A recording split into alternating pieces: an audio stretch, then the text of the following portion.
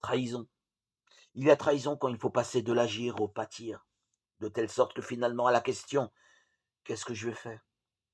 Le Seigneur me répond, comme à saint Paul à Damas: «Je te dirai ce que tu dois souffrir». Acte 9, 16. Ce que tu dois souffrir et non pas ce que tu dois faire, mais ce que tu dois souffrir pour mon nom. La question pour moi est donc maintenant de comprendre que la souffrance est inévitable si ma vie est profonde. Seuls les superficiels ne souffrent pas. Entrer dans l'amour, même dans l'amour humain, est toujours entrer dans la souffrance.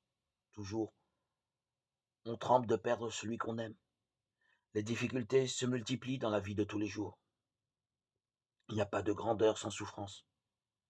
Or, la tentation de trahir vient toujours au moment où il s'agit d'adhérer à ce pâtir qui est au cœur de tout agir sérieux.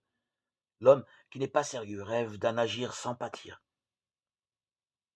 Là est la pierre d'achoppement, le scandale pour les Juifs, comme dit saint Paul, la folie pour les païens, 1 Corinthiens 1, 23. Autrement dit, la vie chrétienne n'est pas une idylle, puisque ce qui est au cœur de Dieu, incarné est sa passion et sa mort sur la croix. Où est donc le risque de trahison? Nous risquons de trahir en refusant d'aller au fond des choses. Nous risquons de trahir quand nous voulons prendre la tangente et quand nous rêvons d'une imitation de Jésus-Christ, qui ne serait pas une montée au calvaire.